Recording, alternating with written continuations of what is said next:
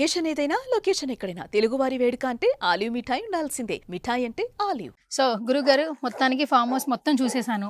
పూజ ఎక్కడ చేస్తారో హోమాలు కూడా చూపించారు. బట్ ఇక్కడ విగ్రహాలు కూడా ఉంటాయంట, చాలా విగ్రహాలు. పూజలు కూడా ఇక్కడ జరుగుతాయి. ఇక్కడ అంటే ఒక్కొక్క దానికి ఒక్కొక్క కాన్సెప్ట్ స్పెషల్. ఇక్కడ ఇప్పుడు ఇది అమ్మవారు. సో ఎంట్రీ మనకి ఏంటంటే అమ్మవారు అందరికి వైబ్, అసలు ఎలా ఎంత బాగుంది వైబ్, డివోషనల్ వైబ్ రావాలి కదా, లుక్ రావాలి కదా. అమ్మవారు కూడా చూస్తే సాత్వికంగా ఉంటుంది, చాలా కూల్ గా రండిరా బాబు అంతే, అంతేగాని అగ్రెసివ్ లేదు ఎక్కడ. సో చెట్ల మధ్యలో ఇది మనకు చాలా ప్రశాంతంగా శంకు చక్రము నామము. ఇది ఎంట్రన్స్ మనకు. ఎందుకు లోపలికి పెట్టినామంటే ఎవరన్నా ఇక్కడ హోమం చేసుకుంటున్నా ఇట్లా పెడితే వాళ్ళకి ఆ వైబ్ ఉంటది అనే ఉద్దేశంతో లోపలికి పెట్టుకున్నాం. కూర్చుంటే శంకు చక్ర నామాలు కనిపించాలి ఫ్రేమ్ లో. సో ఇక్కడ నుండి దశమహావిద్యలు ప్రారంభము. ఇవన్నీ కూడా పూజకు సంబంధించిన ఉగ్రదేవతలు. కాళీ అమ్మవారు, కాళీ అమ్మవారు. అందుకనే మీకు అర్థం కావడానికి ఇక్కడ రాసినాం కాళీ. సో ఈమె అమ్మవారిని శ్మశాన కాళీ అంటారు. ఈ అమ్మవారు తారాదేవి. తారాదేవి అమ్మవారి చేతిలో కత్తెర ఉంటది. జనరల్ గా రెండింటికి తేడా ఏంటంటే ఈ అమ్మవారికి తేడా ఏంటంటే తారా చేతిలో కత్తెర ఉంటది. సో కత్తెర. సో ఇక్కడ కాళీ, శ్మశాన కాళీ, శ్మశాన తార. సో ఇవన్నీ నక్షత్రాలు. నక్షత్రాలా? ఇప్పుడు నువ్వు ఏ నక్షత్రంలో పుట్టినావు? నేనా శతభిష నక్షత్రం. శతభిష నక్షత్రం. సో నీకు ఇంతవరకు నీకు ఒక దేవుడు ఉంటాడు శతభిష నక్షత్రానికి అని తెలియదు కదా? తెలీదు. శతభిషం. సో ఇప్పుడు నీ దేవుడు తీయండి. ఈయన. అవునా? ఇది శతభిష నక్షత్రం. ఓకే. సో నువ్వు పుట్టినటువంటి నక్షత్రానికి అధిపతి ఈయననే దేవుడు. సో ఇట్లా ఎవరి దగ్గర ఉండవు ఇవి. ఇట్లా 27 నక్షత్రాలకు సంబంధించి శతభిషం. సో ఇవన్నీ నక్షత్రాలు అన్నట్టు ఇవన్నీ. సో ఇక్కడ ఈ నక్షత్రాలకు పూజ చేస్తాం. ఇప్పుడు నువ్వు వచ్చావు అనుకో పూజకు, ఈ నక్షత్రాన్ని ఆవాహన చేసి ఈ నక్షత్రానికి పూజ చేస్తాం. ఉదాహరణ ఏంటంటే అక్కడ స్టాండ్స్ ఉన్నాయి కదా, స్టాండ్ మీద పెట్టి పూజ చేస్తాం. ఇక్కడ ఈమె రాజశ్యామల అంటే మాతంగి. ఇక్కడ వెంకటేశ్వర స్వామి. ఇక్కడ బగలాముఖి అమ్మవారు. ఇప్పుడు కలియుగాని కమాండ్ చేసేది ఈమెనే.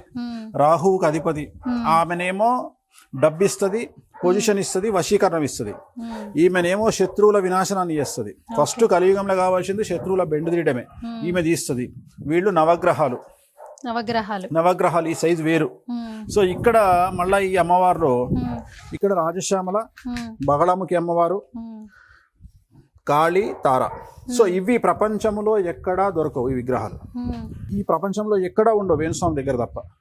సో వీటికే మనము అభిషేకాలన్నీ నిర్వహిస్తాం. అభిషేకాలు దీంట్లో చేస్తాం, ఇక్కడ పెట్టి చేస్తారు. దీని మీద నక్షత్రాలు పెడతాం.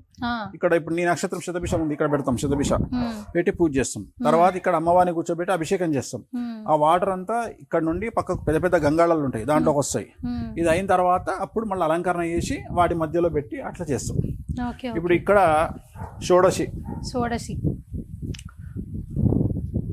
షోడశి అమ్మవారు. ఈమె భువనేశ్వరి అంటే రాజకీయాలకు, నీలాంటి యాంకర్లకు, సినిమా హీరోయిన్లకు, అడ్వకేట్స్కి, తర్వాత ఎవరైతే ఫేస్తో నోటితో పని ఉంటుందో, నీకు దేంతో పని ఉంటుంది?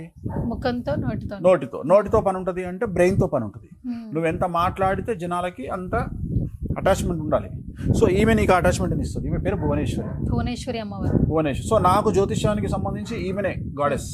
అంటే నేను ఈమెను ఎంత పూజిస్తే నాకు అంత నాలెడ్జ్ ఇంప్రూవ్ అవుతుంది. జ్యోతిష్య జ్ఞానాన్ని, సిక్స్త్ సెన్స్ తెలియజేసే అమ్మవారు భువనేశ్వరి అమ్మవారు.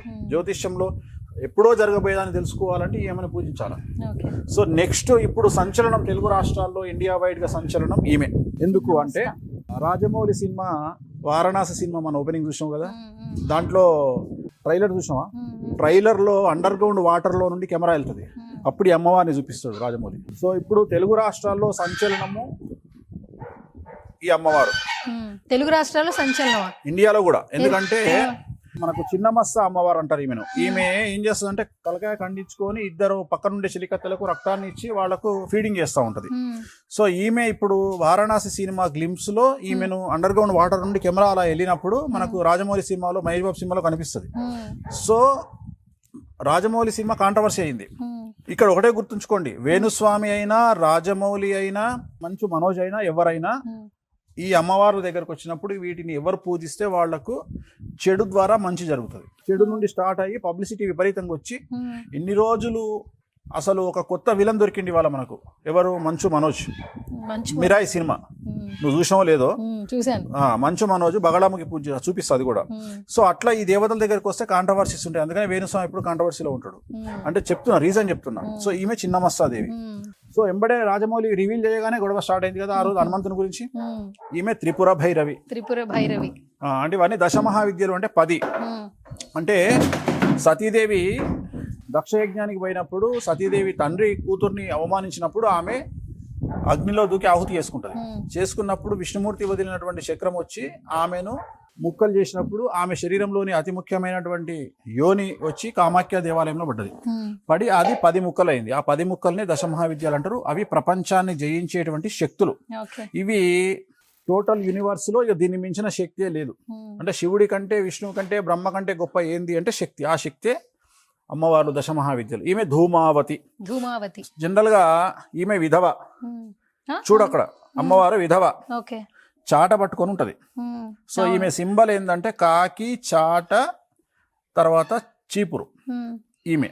సో ఈమె ఏం చేస్తుంది, చూడడానికి ఇట్టుంటది కానీ ఈమె ధనాన్ని ఇయ్యాలి, దరిద్రాన్ని పాలదోరాలి అంటే తోలుతుంది. ప్లస్ ఎవరైతే డ్రగ్స్ తీసుకుంటారో వాళ్లకు ఈ పూజ చేస్తే ఆ డ్రగ్స్ తీసుకోవడం ఆపేస్తారు. ఈమె ధూమావతి స్పెషల్. అంటే గతంలో మీరు చేశారా ఇలా? అందరికీ చేసినాం రెగ్యులర్ గా. ఇక ఈ జనరేషన్ కు కావాల్సినటువంటి అమ్మవారు బగళాముఖి. ఈమె ఏం చేస్తుంది, నాలుకను లాగి నాలుకను కట్ చేస్తుంది. అంటే ఈమె ఏం చేస్తుంది, వాడెవడు శత్రువు. సో ఓం హ్లీం బగళాముఖి ఏం సర్వదుష్టానాం వాచం ముఖం పదం స్తంభయ జిహ్వాంకిలయ బుద్ధిం వినాశయ హ్లీం ఓం స్వాహ. అంటే మన శత్రువు ఏం చేస్తాడు, మనల్ని నోటి ద్వారా అటాక్ చేస్తాడు, ఫేస్ ద్వారా భయపెడతాడు, వాడి నడక ద్వారా మన దగ్గరకు వస్తాడు. సో సర్వదుష్టానం వాచం అంటే వాక్కు, ముఖం, పదం స్తంభయ స్తంభిస్తుంది, జిహ్వాంకీలయ నాలుగను కట్ చేస్తుంది అంటే మాట్లాడడం ఆపేస్తాడు శత్రువు. బుద్ధిం వినాశయ వాని బుద్ధి నాశనం అయిపోయేటట్టు చేస్తాడు, వాని బుద్ధి నాశనం అయిపోయి పిచ్చి పిచ్చి పనులు చేసేటట్టు చేస్తుంది. అంటే మన శత్రువును మనం టార్గెట్ చేయాలంటే ఈ అమ్మవారికి పూజ చేస్తే చాలు. కలియుగంలో ఈ అమ్మవారితోని ప్రతి ఒక్క మనిషికి అవసరం ఉంటుంది. నువ్వు యాంకరింగ్ చేస్తే నీ మీద ఏడ్చే జనాలు ఉంటారు, నువ్వు మంచి కారులో తిరిగితే ఏడ్చే జనాలు ఉంటారు. అట్లా ప్రతి మనిషికి ఎదుగుతున్నప్పుడల్లా శత్రువులు పెరుగుతూ ఉంటారు. సో శత్రువులు పెరుగుతున్నారు అంటే మనం ఏదో చేస్తున్నాం అని అర్థం. మనం ఏదో చేస్తున్నాం అంటే మనం సఫలమవుతున్నాం లైఫ్లో అని అర్థం. సో అలాంటి ఒక కండిషన్లో మనల్ని కాపాడేది ఈ కలియుగంలో ఈ అమ్మవారు. ఈమె పేరే బగళాముఖి. మంచు మనోజ్ సినిమా మిరాయిలో ఇదే అమ్మవారిని ప్రయోగిస్తాడు మనోజ్. సో ఈ అమ్మవారిని ఎవరు పూజ చేస్తే, ఎవరు ఆ క్యారెక్టర్ చేస్తే వాళ్ళకు ప్రాబ్లమ్స్ వస్తాయి. అందుకనే సినిమా స్టార్ట్ అయినప్పుడు ప్రాబ్లం వచ్చింది, సినిమా కంప్లీట్ అయ్యే నాటికి ప్రాబ్లం సాల్వ్ అయింది. ఇక అందటికంటే గొప్పది రాజమాతంగి, రాజశ్యామల. యాక్చువల్ గా ఈ అమ్మవారు మాదిగ అనేటువంటి శబ్దం నుండి ఉద్భవించినటువంటి అమ్మవారు. జనరల్ గా మాదిగలకు సంబంధించినటువంటి అమ్మవారు, వాళ్లకు ఇవాళ మాతంగి అంటే ఈమెనే. సో ఈమెను కూడా మనం పూజిస్తున్నాము. ఏంది అంటే రాజశ్యామల. ఈమె పవర్ ఇస్తుంది, డబ్బిస్తుంది, వశీకరణం ఇస్తుంది. సో ఇది వశీకరణం ఇస్తుంది, సకల వశీకరణం ఇస్తుంది, జన వశీకరణం ఇస్తుంది, ధన వశీకరణం ఇస్తుంది. ఇప్పుడు వశీకరణ అంటున్నారు, ఈ రోజుల్లో వశీకరణ ఉందా? ఎందుకు లేదు? మరి అందరు హీరోలు రోడ్డు మీదకి పోతే జనాలు ఎందుకు వస్తలేరు? ఒక్క హీరోకే ఎందుకు వస్తున్నారు? కేసీఆర్ మాట్లాడితే మైకుల ముందు, టీవీల ముందు పిచ్చోళ్ళలాగా జనాలు ఎందుకు చూస్తున్నారు? మామూలు రాజకీయ నాయకులు మాట్లాడితే ఎందుకు చూడరు? ఇప్పుడు తెలంగాణలో ఇద్దరే ఫేమస్, ఒకటి కేసీఆర్, ఒకటి రేవంత్ రెడ్డి. వీళ్ళిద్దరు మాట్లాడితే జనాలు టీవీ పెట్టుకొని చూస్తారు. మరి మిగతా నాయకులు మాట్లాడమని చెప్పి ఎవరైనా చూస్తారేమో? ఇప్పుడు ఆంధ్రప్రదేశ్లో ఇంత జరిగినా జగన్మోహన్ రెడ్డికి జనాలు వస్తారు, పవన్ కళ్యాణ్కు జనాలు వస్తారు. ఎందుకు వస్తారు అంటే వశీకరణం. సో ఎవరికైతే వైబ్ ఉంటుందో వశీకరణం, వాళ్లకు జనాలు వస్తారు. ఒక స్మృతి ఇరానీ ఉంది, ఇప్పుడు అట్లనే మన సుష్మా స్వరాజ్ ఉండేవారు. సో అట్లా కొంతమందికి వశీకరణం అంటారు. రాజశ్యామల చేసుకుంటే వశీకరణం అనేది ఏర్పడుతుంది. ఇంకా చివరికి కమలాత్మిక అమ్మవారు అంటే లక్ష్మితోని సమానం. ఈమె జనరల్ గా లక్ష్మి అంటారు, కమలాత్మిక అంటారు.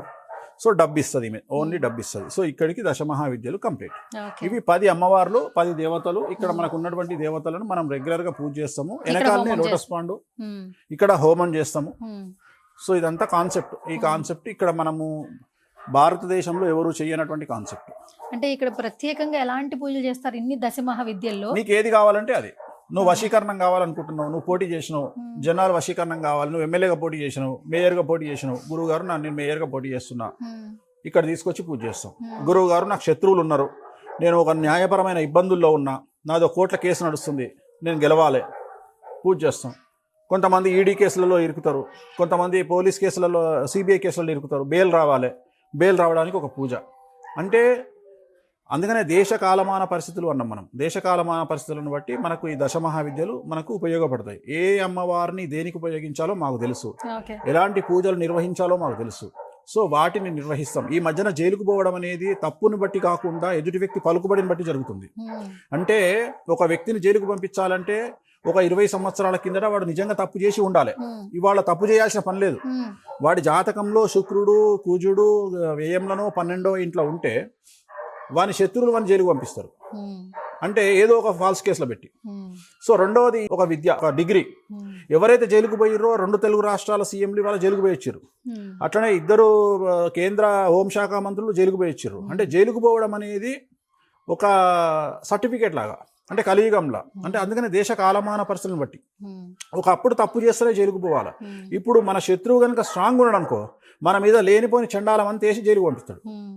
సో ప్రిపేర్ అయ్యి ఉండాలి. సెలబ్రిటీ కావాలన్నా, రాజకీయ నాయకుడు కావాలన్నా, డబ్బు సంపాదించాలన్నా, నువ్వు సమాజంలోకి వచ్చి మాట్లాడాలన్నా, వాడు మీడియా వాడైనా, రాజకీయ నాయకుడైనా, సినిమా హీరో అయినా, లాస్ట్కు సినిమా హీరోని కూడా మన బుక్ చేసిర్రు. అట్లా ఎవరి జాతకంలోనైతే నేను చెప్పిన యోగాలు ఉంటాయో వాళ్ళు జైలుకు పోక తప్పదు. సో జైలుకు పోవడం అనేది ఒక తప్పు కాదు, అదొక క్వాలిటీగా ఫీల్ అవ్వండి. కలియుగంలో నేను అనేది మర్డర్లు మానవంగాలు చేసి పోయేవాళ్ళం కాదు, ఎదుగుదలలో పోయేవాళ్ళని గురించి మాట్లాడుతున్నాను. సో అలాంటి వారికి బెయిల్ దొరకాలంటే, పోకుండా ఉండాలంటే ఈ పూజలు ఫలిస్తాయి.